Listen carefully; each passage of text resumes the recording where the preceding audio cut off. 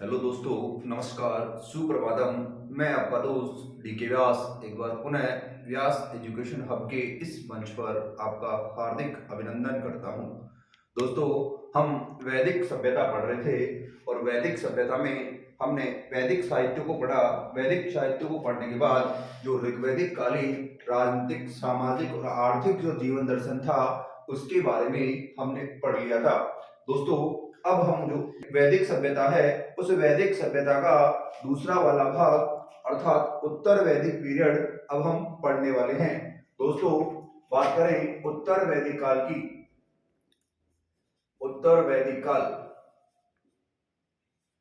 दोस्तों उत्तर वैदिक काल का समय 1000 ईसा पूर्व से ईसा पूर्व से 600 ईसा पूर्व के मध्य का माना जाता है।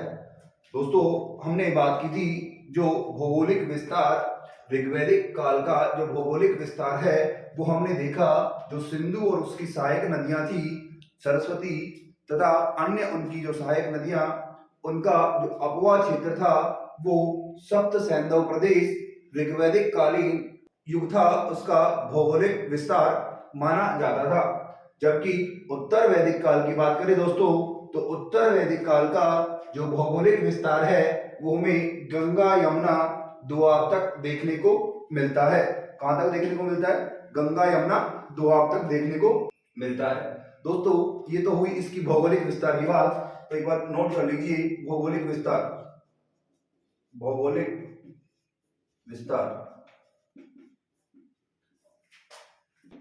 गंगा यमुना दोआब तक विस्तृत था। ठीक है दोस्तों, अब बात करें जो उत्तर वैदिक कालीन समय था, इस समय के लोगों का जो सामाजिक जीवन दर्शन था वो किस प्रकार का था। तो हम बात करेंगे उत्तर वैदिक कालीन, उत्तर वैदिक कालीन सामाजिक जीवन दर्शन। किसके बारे में बात करें दोस्तों? उत्तर वैदिक कालीन सामाजिक जीवन दर्शन के बारे में हम बात करने वाले हैं। दोस्तों, इस कालखंड का सबसे प्रमुख जो परिवर्तन है वो सबसे प्रमुख परिवर्तन वर्ण व्यवस्था में देखने को मिलता है। दोस्तों, ऋग्वैदिक काल में जो वर्ण व्यवस्था जन्म पर आधारित न होकर कर्म पर आधारित थी, वही वर्ण व्यवस्था उत्तर वैदिक काल में कर्म पर आधारित न होकर जन्म पर आधारित हो गई। किस पर आधारित हो गई दोस्तों? जन्म पर आधारित हो गई। तो नोट करके लिखो, इस काल का सबसे प्रमुख परिवर्तन, इस काल का सबसे प्रमुख परिवर्तन वर्ण व्यवस्था में देखने को मिलता है। जो वर्ण व्यवस्था व्यवस्था ऋग्वैदिक काल में कर्म पर आधारित थी, वह उत्तर वैदिक काल में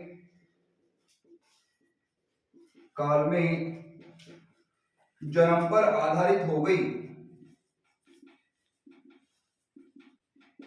जन्म पर आधारित हो गई अर्थात जो वर्ण व्यवस्था है उस वर्ण व्यवस्था में जो परिवर्तन है, हम कहें कि जो जाति व्यवस्था है उस जाति व्यवस्था का प्रारंभ हम देखें तो उत्तर वैदिक काल से प्रारंभ हो जाता है। कहां से? उत्तर वैदिक काल से प्रारंभ हो जाता है। अब हम देखें दोस्तों, जो समाज है उस समाज को इस समय स्पष्ट रूप से 4 वर्णों में विभाजित कर दिया गया। कौन कौन से? समाज को स्पष्ट रूप से 4 वर्णों में विभाजित कर दिया गया।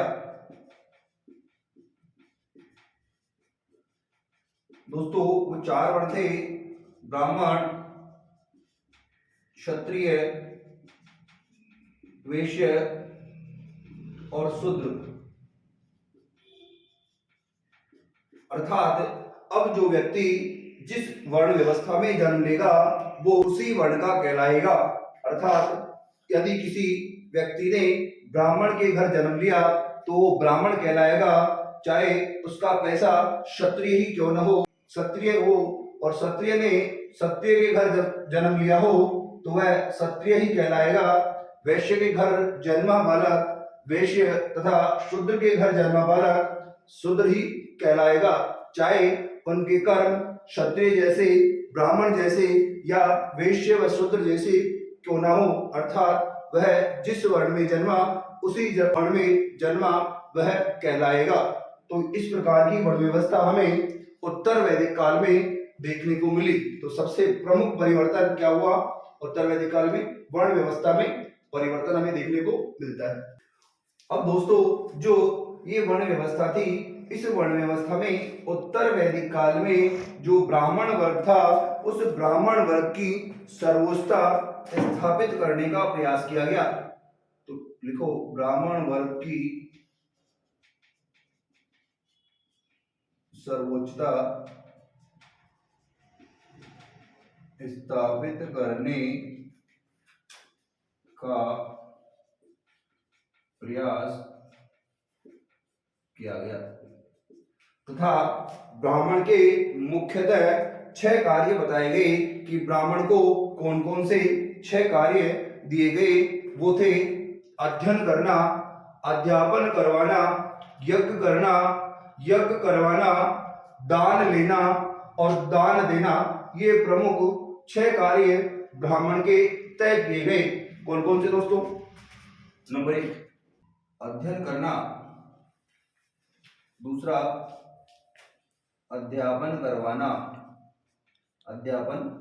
करवाना, तीसरा है दोस्तों यज्ञ करना, चौथा है यज्ञ करवाना, पांचवा है दान देना और छठवा है दान लेना। तो ब्राह्मण के ये मुख्यतः 6 कार्य, 6 कर्तव्य बताए कि जो ब्राह्मण वर्ग है उसकी सर्वोच्चता स्थापित करते हुए उसे निम्न 6 कार्य प्रदान किए गए। कौन कौन से? अध्ययन करना, अध्यापन करवाना, यज्ञ करवाना, दान देना और दान लेना। दोस्तों एक बार आप इसको नोट कर लीजिए। उत्तर वैदिक काल में ब्राह्मण वर्ग की सर्वोच्चता स्थापित की गई तथा ब्राह्मणों को विशेष अधिकार प्रदान किया गया तथा ब्राह्मण वर्ग के लिए एक शब्द काम में लिया गया जिसे कहते हैं प्रतिग्रह। ब्राह्मणों को प्रतिग्रह कहा गया। क्या कहा गया? प्रतिग्रह कहा गया। अब बात करें दोस्तों पाणिनि ने अपनी पुस्तक अष्टाध्यायी में शूद्रों को 2 वर्गों में विभाजित किया है। पाणिनि ने अपनी पुस्तक अष्टाध्यायी में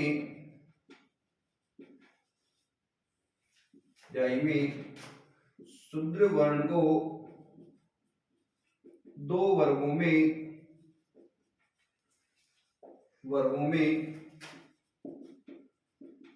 विभाजित किया है। कितने वर्गों में? 2 वर्गों में विभाजित किया है दोस्तों। कौन सा? पहला है निर्वसित और दूसरा है अनिर्वसित।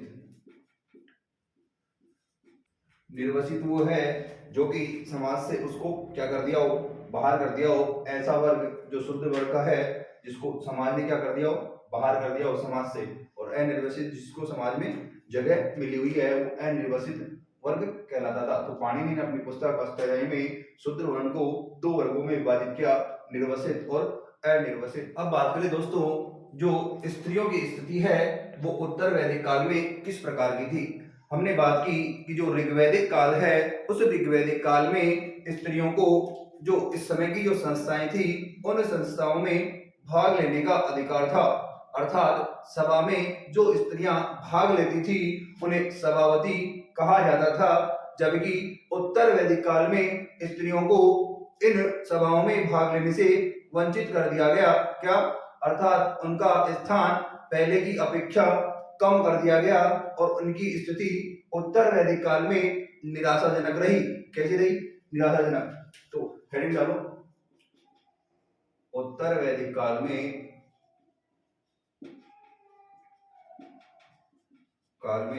स्त्रियों की स्थिति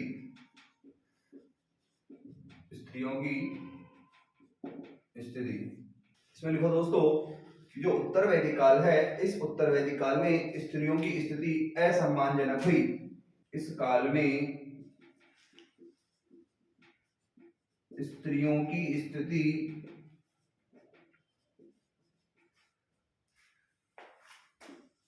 असम्मानजनक हुई तथा स्त्रियों को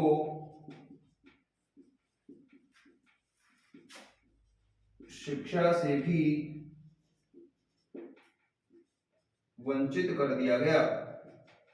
अर्थात महिलाओं को जो शिक्षा का अधिकार था, वो शिक्षा का अधिकार भी उनसे छीन लिया गया। लेकिन हमें बहुत सारी ऐसी विदुषी महिला हैं जिनका उल्लेख उत्तर वैदिक काल में मिलता है, लेकिन इस समय हमें अनेक विदुषी महिलाएं भी देखने को मिलती है, जिनमें गार्गी, मैत्रेयी प्रमुख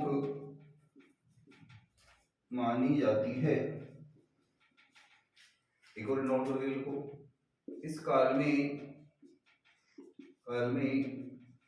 महिलाओं को सभा व समिति में भाग लेने से वंचित कर दिया गया। किसमें? सभा और समिति में महिलाओं के भाग लेने से इनको क्या कर दिया? वंचित कर दिया गया। तो ये उत्तर वैदिक कालीन जो सामाजिक जीवन दर्शन है, उसमें हमने स्त्रियों की स्थिति की बात की। एक बार आप इसको नोट कर लीजिए, फिर आगे बढ़े। तो उत्तर वैदिक काल में हम बात कर रहे थे स्त्रियों की स्थिति के बारे में, तो इसका नेक्स्ट पॉइंट नोट कीजिए। अथर्ववेद में कन्या के जन्म को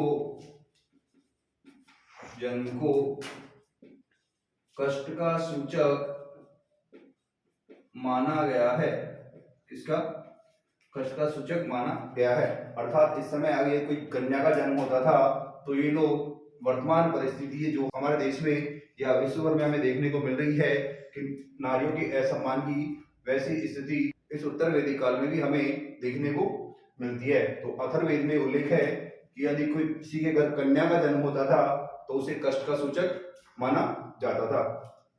अब बात करें दोस्तों, इस कालखंड में बाल विवाह और पर्दा प्रथा का किसी प्रकार का कोई उल्लेख नहीं मिलता है। तो इस काल में बाल विवाह व पर्दा प्रथा का कोई उल्लेख नहीं मिलता है। किसका? पर्दा प्रथा और बाल विवाह का। लेकिन नियोग अर्थात सती प्रथा, नियोग के साक्ष्य देखने को मिलते हैं। हम बात करें दोस्तों जो सती प्रथा है, हम सती प्रथा की बात करें तो सती प्रथा का प्रथम साहित्यिक उल्लेख महाभारत में किया गया है, जिसमें पांडु की पत्नी माद्री द्वारा सती होने का प्रमाण दिया गया है। अर्थात पहला साहित्यिक प्रमाण सती प्रथा का हमें कहां से मिलता है? महाभारत से मिलता है, जिसमें पांडु की पत्नी को सती होते हुए दिखाया गया है। दोस्तों अब बात करें जो स्त्रियां हैं, स्त्रियों को इस समय केवल घर में रहकर शिक्षा प्राप्त करने का अधिकार था। अब बात करें दोस्तों उत्तर वैदिक कालीन जो सामाजिक जीवन दर्शन है, इसमें हम बात करेंगे शिक्षा व्यवस्था की। शिक्षा व्यवस्था, हम बात करें दोस्तों शिक्षा व्यवस्था की, तो शिक्षा व्यवस्था क्या है? तो शिक्षा व्यवस्था में दो प्रकार के शिष्य हुआ करते थे। एक तो जो घर पर रहकर पढ़ाई करते थे और एक गुरु के पास जाकर पढ़ाई करते थे। उन दो प्रकार के शिष्यों को अलग अलग नाम से संबोधित किया गया है। दोस्तों जो शिक्षार्थी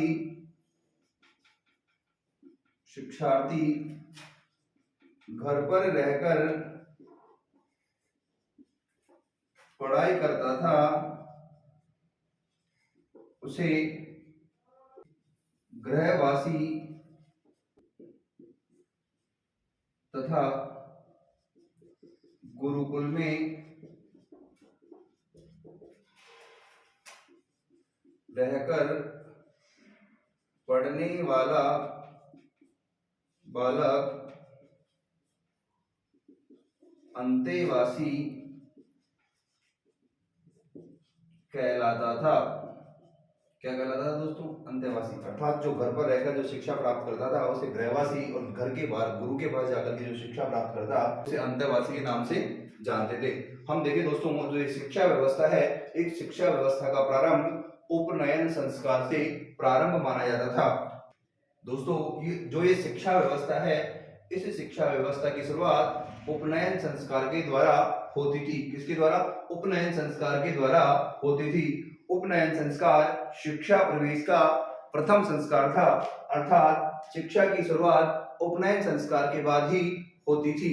ठीक है दोस्तों, मैंने बताया कि जो ऋग्वैदिक काल है, उस ऋग्वैदिक काल में जो महिलाएं हैं, स्त्रियां हैं, उनको भी उपनयन संस्कार का अधिकारी माना गया था, परंतु उत्तर वैदिक काल में महिलाओं को इस प्रकार का कोई भी अधिकार प्राप्त होने के उल्लेख नहीं मिले हैं। दोस्तों बात करें जो महिलाएं आजीवन कुंवारी रहकर शिक्षा प्राप्त करती थी उसे ब्रह्मवादिनी कहा जाता था। नोट करो, जो महिलाएं आजीवन कुंवारी रहकर शिक्षा प्राप्त करती थी उसे ब्रह्मवादिनी कहा जाता था। क्या कहा जाता था दोस्तों? ब्रह्मवादिनी कहा जाता था। जिस महिला को केवल घर में रहकर पढ़ाई करने का अधिकार था और वो आजीवन घर में रहकर शिक्षा प्राप्त करती थी उसे क्या कहा जाता था? ब्रह्मवादिनी कहा जाता था। दोस्तों मैत्रायणी एक संहिता है, उस मैत्रायणी संहिता में एक शासक के चार पत्नियों के होने का उल्लेख किया गया है। कब? उत्तर वैदिक काल में मैत्रायणी संहिता में उल्लेख किया गया है कि एक एक शासक के 4 पत्नियां हुआ करती थी। कितनी? 4। हम बात करें दोस्तों मैत्रायणी संहिता में एक शासक के 4 पत्नियों के होने का उल्लेख है। इसमें मैत्रायणी संहिता में कि उत्तर वैदिक काल में जो राजा हुआ था उसके 4 प्रकार की रानियां हुआ करती थी। एक बार आप इसको नोट कर लीजिए, फिर हम चारों रानियों के बारे में पढ़ेंगे। हम बात करें दोस्तों मैत्रायणी संहिता की, जिसमें कहा गया कि जो राजा होता था उस राजा की 4 प्रकार की रानियां होती थी। कौन कौन सी थी? राजा की 4 रानियां। दोस्तों कौन कौन सी 4 रानियां होती थी? सबसे पहले बात करें दोस्तों महिषी। जो सबसे प्रमुख रानी होती थी उसे महिषी कहा जाता था। क्या? जो सबसे प्रमुख रानी होती थी उसे महिषी कहा जाता था, सबसे प्रमुख रानी। ठीक है। नंबर 2, दूसरी की बात करें दोस्तों, वो होती है वावता। वावता से तात्पर्य दोस्तों राजा की सबसे प्रिय रानी, वावता। राजा की सबसे प्रिय रानी, अर्थात राजा जिससे सबसे अधिक प्यार करता था वो रानी वावता कहलाती थी। क्या कहलाती थी दोस्तों? वावता कहलाती थी। एक होती थी परिव्रता। परिव्रता दोस्तों, ये परिव्रता राजा द्वारा जिसकी उपेक्षा की जाती थी उस रानी को परिव्रता कहा गया। तो राजा की उपेक्षित रानी, उपेक्षित रानी को क्या कहा गया? परिव्रता कहा गया। नेक्स्ट नंबर 4 बात करें दोस्तों, वो है पालागली। क्या? पालागली। इस समय एक रत्नेन हुआ करता था जो राजा का सहयोगी होता था। उस राजा के सहयोगी की पुत्री राजा की पत्नी होती थी, अर्थात पालागली नामक जो अधिकारी है उसकी पुत्री पालागली कहलाती थी, जो राजा की रानी के रूप में होती थी। तो पालागली, पालागल नामक अधिकारी की पुत्री व राजा की पत्नी। ठीक है दोस्तों, 4 प्रकार की रानियों का उल्लेख किया गया है मैत्रायणी संहिता में कि जो एक राजा होता था उस राजा के निम्न 4 प्रकार की रानियां हुआ करती थी। अब बात करेंगे दोस्तों जो उत्तर वैदिक काल में प्रचलित जो संस्कार है उनके बारे में। संस्कार, हम बात करेंगे दोस्तों अब उत्तर वैदिक कालीन संस्कारों के बारे में। हम बात करें दोस्तों जो उत्तर वैदिक कालीन सामाजिक परिवेश था, उस सामाजिक परिवेश में जो संस्कार प्रक्रिया है उसमें मुख्यतः 16 संस्कारों का उल्लेख किया गया है। कितने संस्कारों का? 16 संस्कारों का उल्लेख किया गया है। और संस्कार का शाब्दिक अर्थ होता है दोस्तों शुद्धि अथवा शुद्धिकरण। सबसे पहले लिखो, संस्कार का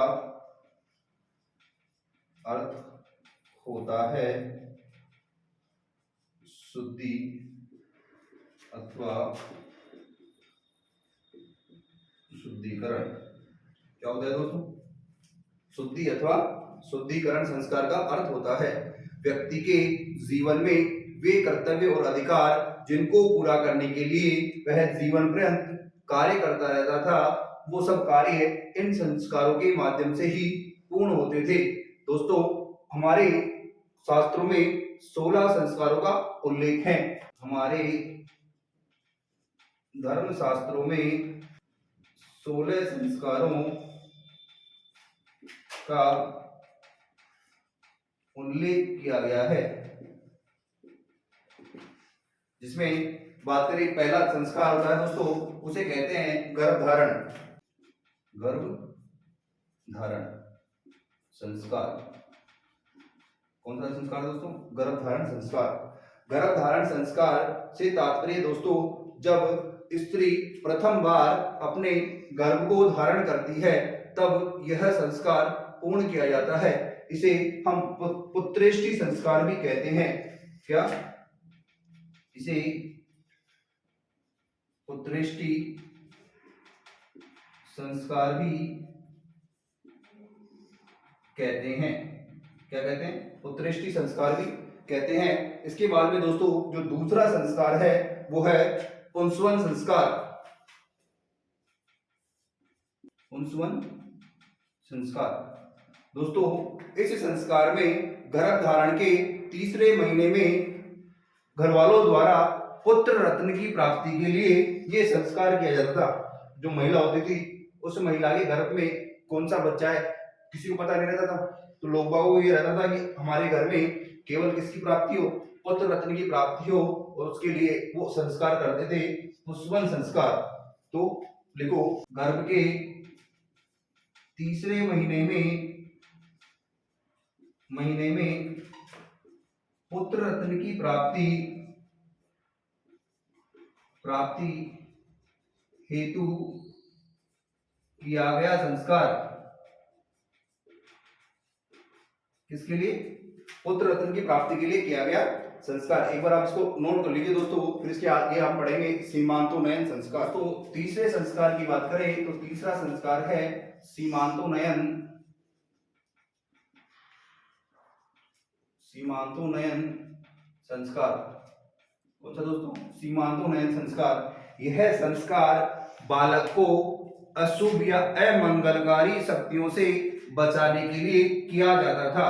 कौन सा संस्कार? सीमांतोन्नयन संस्कार। तो लिखो, यह संस्कार नवजात को अमंगलकारी व अशुभ शक्तियों से बचाने के लिए किया जाता था। किसके लिए? अगर किसी प्रकार का आपका अपन कहते हैं ना कि साहब कोई बाहर की कोई शक्ति, जादू, भूत प्रेत, टोना टोटका हो जाता है कि इस कारण से बच्चे की स्थिति या बीमार हो जाता है, तो उनसे बचाने के लिए सीमांतोन्नयन संस्कार किया जाता था। अब नेक्स्ट संस्कार की बात करें दोस्तों, वह है चौथा, जिसका नाम है जातकर्म संस्कार। कौन सा संस्कार?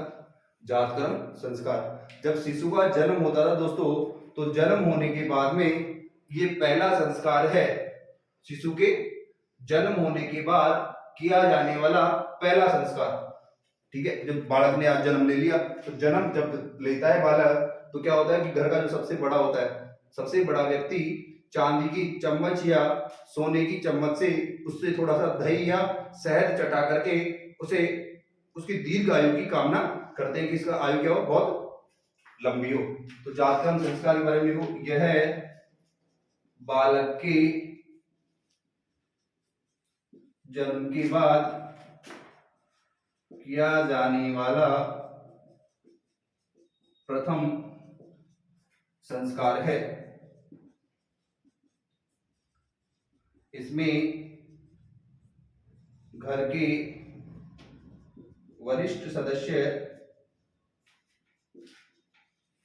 द्वारा चांदी व सोने की चम्मच से शहद या दही चटाया जाता है ताकि बालक दीर्घायु हो। क्या हो? दीर्घायु। तो जातकर्म संस्कार बालक के जन्म के बाद किया जाने वाला प्रथम संस्कार है, और इसमें सोने व चांदी की चम्मच से बालक को शहद या दही खिलाया जाता था, जिससे बालक की आयु क्या हो? दीर्घायु हो। तो ये हो गया जातकर्म संस्कार। इसके बाद दोस्तों हम बात करें नामकरण संस्कार। नामकरण संस्कार पांचवा संस्कार है, उसे कहते हैं नामकरण संस्कार। नामकरण संस्कार दोस्तों, इससे तात्पर्य है कि बच्चा जो नवजात जन्म लिया है उसका नाम किस आधार पर रखना है, और यह नाम सामान्यतः बच्चे के जन्म के 11वें दिन किया जाता था। तो देखो, नामकरण किए जाने संबंधी संस्कार, अर्थात इसमें क्या किया जाता था? नामकरण किया जाता था। नेक्स्ट छठे संस्कार की बात करें दोस्तों, वो है निष्क्रमण संस्कार। कौन सा? निष्क्रमण संस्कार। निष्क्रमण संस्कार से तात्पर्य दोस्तों, जब बच्चा 6 महीने का होता है तो पहली बार उसे घर से बाहर निकाला जाता है, और घर से बाहर निकालकर थोड़ी दूर उसे घर से दूर ले जाया जाता है, जिसे ही कहा जाता है निष्क्रमण संस्कार। क्या कहा जाता है? निष्क्रमण संस्कार। नोट करो दोस्तों, निष्क्रमण संस्कार बालक को प्रथम बार जब वह 6 महीने का होता है तो घर से बाहर ले जाने के लिए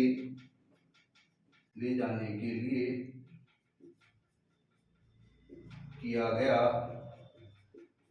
संस्कार, अर्थात बालक को प्रथम बार घर से बाहर निकालते थे, उसी संस्कार को क्या नाम दिया? निष्क्रमण संस्कार। दोस्तों जो सातवां है, सातवें की बात करें तो सातवां संस्कार है अन्नप्राशन संस्कार। अन्नप्राशन संस्कार से तात्पर्य दोस्तों, जब बालक 6 से 12 महीने के बीच का होता है तो प्रथम बार उसे ठोस अन्न का दाना खिलाकर इस संस्कार को पूर्ण किया जाता है। तो लिखो दोस्तों, अन्नप्राशन, अन्नप्राशन संस्कार बालक के 6 से 12 माह के मध्य मध्य प्रथम बार ठोस अन्न खिलाए जाने पर किया जाने वाला संस्कार। दोस्तों ये हो गए 7 संस्कार, एक बार आप इसको नोट कर लीजिए, फिर इसके बाद हम 8वां नेक्स्ट पढ़ेंगे। दोस्तों अब हम नेक्स्ट 8वें संस्कार के बारे में बात करें तो 8वां संस्कार है चूड़ाक्रम संस्कार। कौन सा?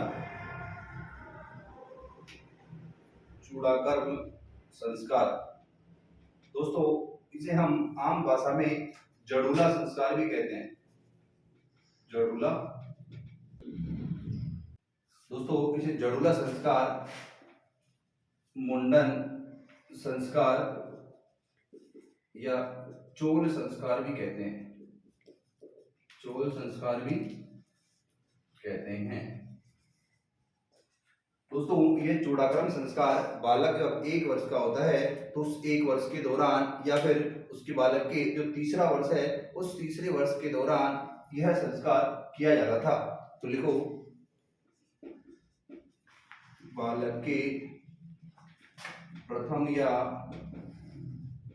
तीसरे वर्ष के दौरान किया जाने वाला संस्कार। ठीक है दोस्तों, चूड़ाक्रम में जड़ूला या मुंडन या चोल संस्कार हो गया 8वां नंबर का।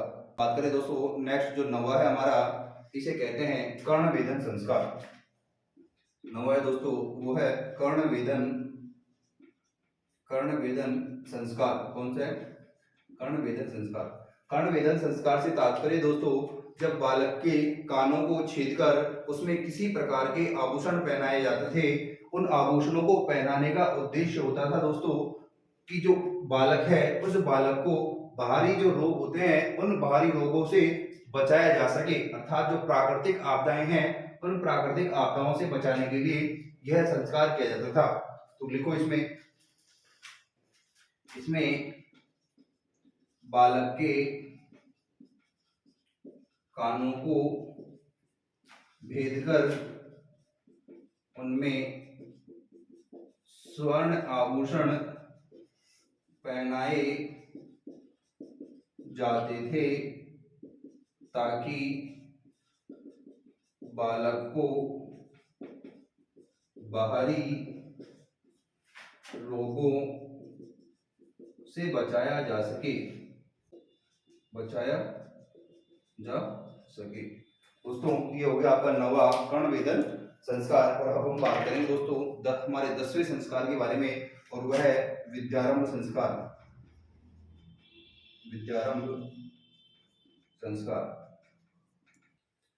विद्यारंभ संस्कार से तात्पर्य दोस्तों, जब बालक को पहली बार गुरु के पास अध्ययन के लिए भेजा जाता था तो गुरु उसे प्रारंभिक शिक्षा प्रदान करता था, उसे ही कहते हैं विद्यारंभ संस्कार। तो बालक को गुरु द्वारा प्रारंभिक शिक्षा प्रदान करने हेतु किया गया संस्कार। ठीक है दोस्तों, किसके लिए? प्रारंभिक शिक्षा, अर्थात बचपन की जो बालक को शिक्षा दी जाती है उन शिक्षा को प्रदान करने के लिए बालक को गुरु के पास भेजा जाता।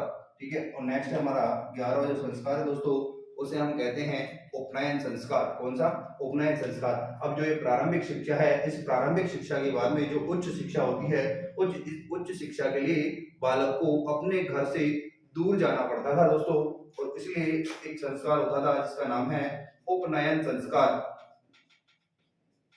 उपनयन संस्कार दोस्तों, यह संस्कार बालक को उच्च शिक्षा प्रदान करने के लिए किया जाता था। तो देखो, उच्च शिक्षा हेतु भेजने से पूर्व किया गया संस्कार, अर्थात जब उच्च शिक्षा के लिए उसे भेजा जाता था, उससे पहले जो संस्कार किया जाता था उसे कहा जाता था उपनयन संस्कार। दोस्तों, जो ये उपनयन संस्कार है, इस उपनयन संस्कार के बाद बालक को द्विज कहा जाता था।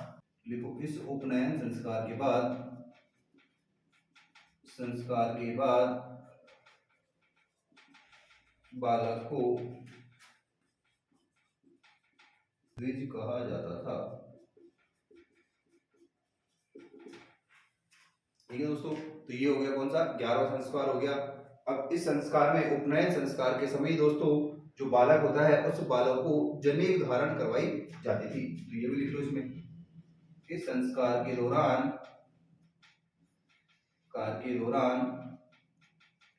बालक को जनेऊ धारण करवाई जाती थी।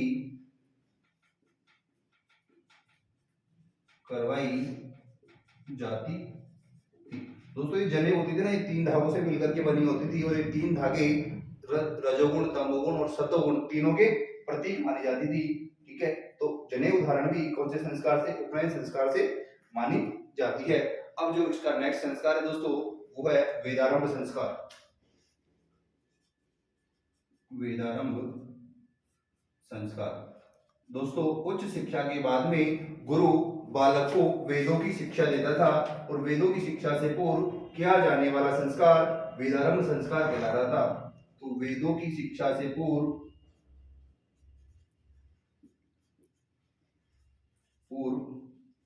किया जाने वाला संस्कार। दोस्तों, ये 12 संस्कार हो गए। इसके बाद नेक्स्ट हम पढ़ेंगे, एक बार आप इनको नोट कर लीजिए। तो अब नेक्स्ट संस्कार है हमारा 13वां, जिसे कहते हैं केशांत या गोदान संस्कार। कौन सा दोस्तों? केशांत या गोदान संस्कार। दोस्तों, इस संस्कार के दौरान बालक की प्रथम बार जो दाढ़ी और मूंछ होती है, उन दाढ़ी और मूंछों को मंडवाने का जो कार्य है वो केशांत या गोदान संस्कार के बाद पूर्ण किया जाता था। दोस्तों, इसके लिए कुछ आयु भी तय कर रखी है। जो ब्राह्मण वर्ग है, ब्राह्मण वर्ग को 16 वर्ष, जबकि जो क्षत्रिय वर्ग है उस क्षत्रिय वर्ग के लिए 22 वर्ष, तथा जो वैश्य वर्ग है उस वैश्य वर्ग के लिए 24 वर्ष की आयु इसके लिए तय की गई है। जबकि जो शूद्र है उस शूद्र के लिए केशांत संस्कार का कोई भी उल्लेख नहीं है। दोस्तों, जो द्विज है, ब्राह्मण, क्षत्रिय और वैश्य, केवल उनके लिए इन संस्कारों का प्रयोग किया जाता था। तो केशांत संस्कार लिखो, इस संस्कार के दौरान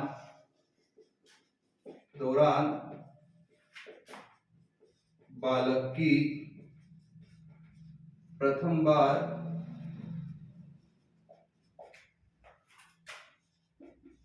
दाढ़ी व मूंछों का मुंडन किया जाता था। समझ में आ गया दोस्तों? तो केशांत और गोदान संस्कार है, जिसमें पहली बार बालक की जो दाढ़ी है, मूंछ है, उनको बनवाने का कार्य किया जाता था, जिसे केशांत या गोदान संस्कार के रूप में जाना जाता है। दोस्तों, अब हम बात करें नेक्स्ट 14 संस्कार के बारे में, तो वो है दोस्तों समावर्तन संस्कार। समावर्तन संस्कार, और ये समावर्तन संस्कार दोस्तों, इसका तात्पर्य है जब बालक अपनी पूरी शिक्षा पूर्ण कर लेता था और गुरु उससे सहमत हो जाता था, या गुरु ये कह देता था कि आज आपकी शिक्षा पूर्ण हुई, उसके बाद इस समावर्तन संस्कार को पूर्ण किया जाता था। तो शिक्षा पूर्ण होने के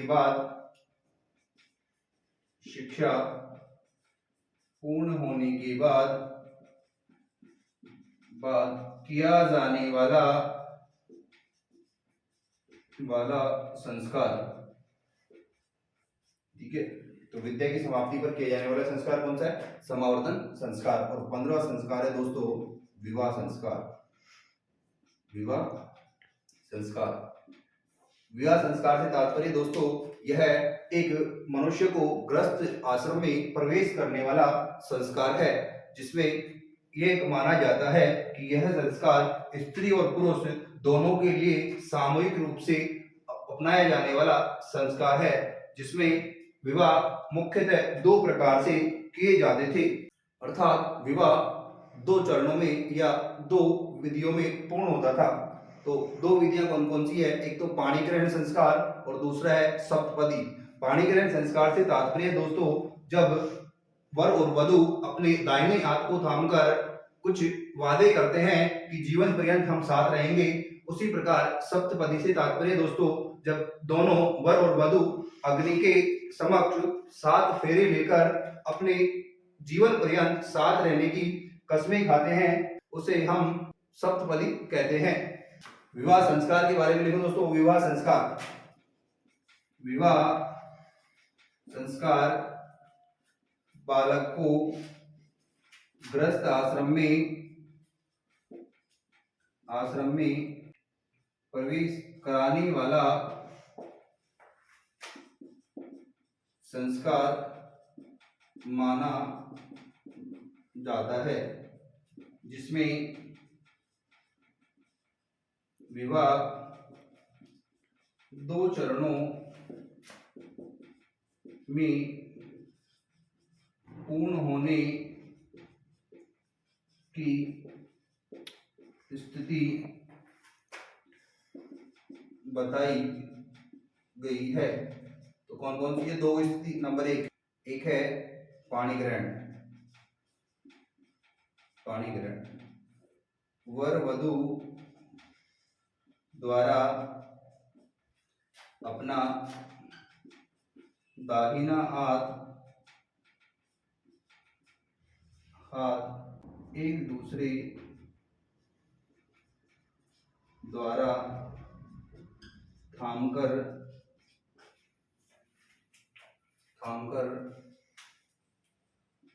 जीवन पर्यंत साथ रहने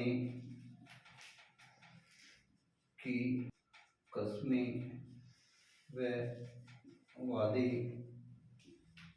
खाना। नेक्स्ट जो दूसरा है वो दोस्तों है वो है सप्तपदी। सप्तपदी वर वधु द्वारा 7 फेरे अग्नि के समक्ष लेना।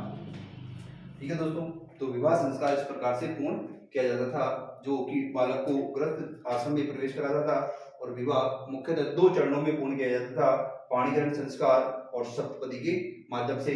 अब दोस्तों जो हमारे धर्मशास्त्र हैं उन धर्मशास्त्रों में 8 मुख्य प्रकार के विवाहों का उल्लेख है, हम उनके बारे में पढ़ेंगे। एक बार आप इनको नोट कर लीजिए दोस्तों। अब हम बात करेंगे हमारे धर्म ग्रंथों में उल्लेखित जो 8 प्रकार के विवाह हैं उनके बारे में। हेडिंग डालो, धर्म ग्रंथों में उल्लेखित विवाह के प्रकार।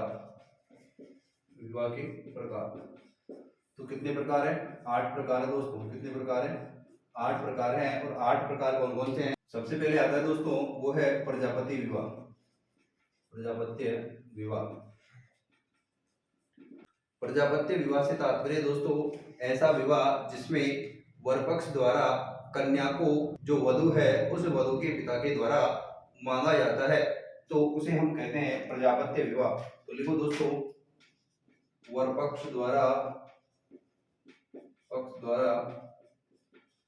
वधु को उसके पिता से मांगना।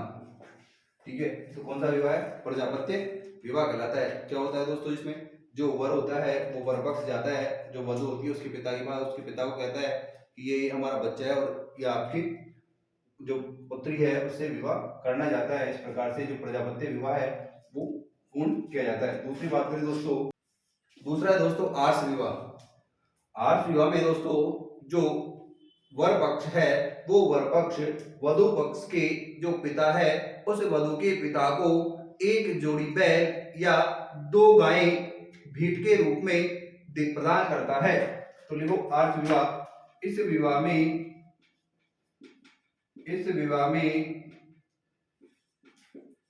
वर के पिता वधु के पिता को भेंट के रूप में एक जोड़ी बैल या दो गायें प्रदान करता था। नेक्स्ट दोस्तों जो तीसरा विवाह है उसे हम कहते हैं ब्रह्म विवाह। कौन सा विवाह दोस्तों? ब्रह्म विवाह। और ब्रह्म विवाह से क्या तात्पर्य दोस्तों? इस विवाह में जो कन्या का पिता है वो कन्या के लिए उत्तम सुशील और ज्ञानवान वर ढूंढता है और उसके साथ अपनी पुत्री का विवाह करता है। लिखो इस विवाह में कन्या के पिता द्वारा ज्ञानवान शील तथा उत्तम वर ढूंढा जाता है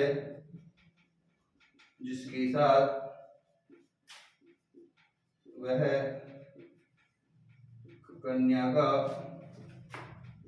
विवाह करता है। तो नेक्स्ट चौथे की बात करें तो वो है देव विवाह। देव विवाह से तात्पर्य दोस्तों कि जो ये देव विवाह है, इस देव विवाह में जो कन्या के पिता है वो एक ऐसे वर को ढूंढता है जो यज्ञ करवाता हो। क्या करवाता हो? यज्ञ करवाता हो। तो यज्ञ करवाने वाले पुरोहित के साथ वो क्या करता है? अपनी कन्या का विवाह करता है। लिखो इसमें कन्या के पिता द्वारा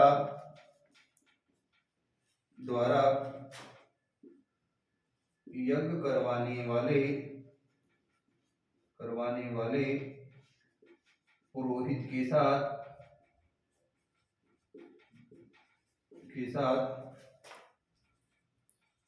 कन्या का विवाह किया जाता है। दोस्तों नेक्स्ट बात करें वो है गंधर्व विवाह। गंधर्व विवाह। कौन सा विवाह? गंधर्व विवाह। गंधर्व विवाह से तात्पर्य दोस्तों आजकल जो हमारे समाज में प्रचलित लव मैरिज है उसे ही प्राचीन काल में गंधर्व विवाह कहा जाता था। प्राचीन काल में दोस्तों आपने देखा होगा भगवान श्री कृष्ण द्वारा रुक्मणी के साथ जो विवाह किया गया उसे गंधर्व विवाह कहा गया। अर्थात इसमें कन्या और वर और वधु दोनों की क्या होती है? आपसी सहमति द्वारा ये विवाह होता है। ठीक है, तो लिखो इसे वर्तमान प्रेम विवाह भी कहते हैं। यह विवाह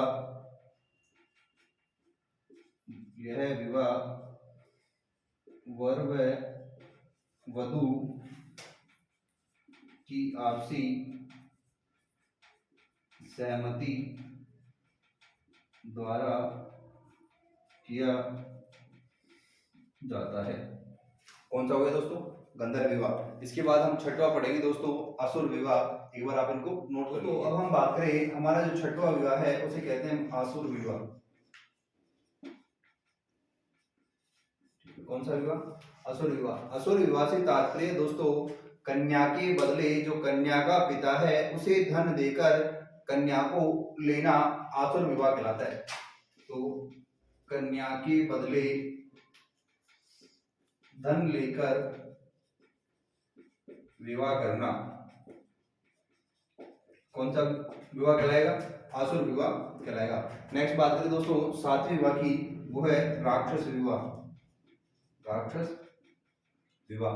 और राक्षस विवाह में किस प्रकार का विवाह आता है दोस्तों?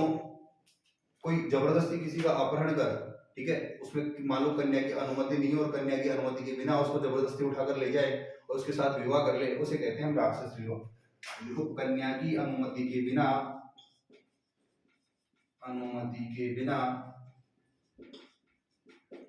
अपहरण कर उसके साथ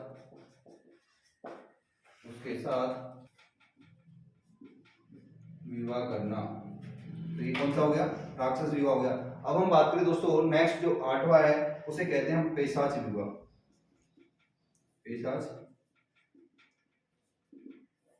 पैशाच विवाह से तात्पर्य दोस्तों ऐसा विवाह जिसमें जो कन्या है उस कन्या के साथ ज्यादती कर उसके साथ विवाह करना पैशाच विवाह कहलाता है। तो कन्या के साथ ज्यादती कर उसके साथ विवाह करना कौन से विवाह में आएगा? पैशाच विवाह में। दोस्तों जो हम देखते हैं समाज में कुछ ऐसी महिलाएं होती हैं जो मानसिक रूप से कमजोर होती हैं, उन महिलाओं के साथ किसी प्रकार से कोई जाति कर विवाह कर लेता है, उसे ही हम पैशाच विवाह, प्राचीन काल में क्या कहते थे? पैशाच विवाह। तो इस प्रकार के विवाह वर्तमान में भी प्रचलित है। दोस्तों हमने जो 8 प्रकार के विवाह पढ़े उन विवाहों के बारे में बात करें, जो प्रथम 4 विवाह है उन्हें सर्वोत्कृष्ट विवाह की श्रेणी में रखा जाता है, जबकि अंतिम 4 विवाह है उन्हें निकृष्ट विवाह कहा जाता है। दोस्तों बात करें जो सबसे अच्छा विवाह है, सर्वोत्तम प्रकार का विवाह है, उसे हम ब्रह्म विवाह कहते हैं। क्या कहते हैं? ब्रह्म विवाह कहते हैं। जबकि सबसे निकृष्ट विवाह पैशाच विवाह को कहा जाता है। किसको कहा जाता है दोस्तों? पैशाच विवाह को कहा जाता है। तो गोत्र प्रथा का प्रारंभ उत्तर वैदिक काल से माना जाता है, जिसका उल्लेख सर्वप्रथम अथर्ववेद में देखने को मिलता है। दोस्तों हमने आज पढ़ा उत्तर वैदिककालीन सामाजिक जीवन दर्शन के बारे में। अब हम नेक्स्ट क्लास में पढ़ेंगे जो उत्तर वैदिककालीन राजनीतिक जीवन दर्शन है उसके बारे में। जब तक के लिए दोस्तों नमस्कार। दोस्तों मैं एक बार पुनः आपसे रिक्वेस्ट करूंगा, व्यास एजुकेशन हब के इस मंच को ज्यादा से ज्यादा लाइक, शेयर और सब्सक्राइब करें। धन्यवाद।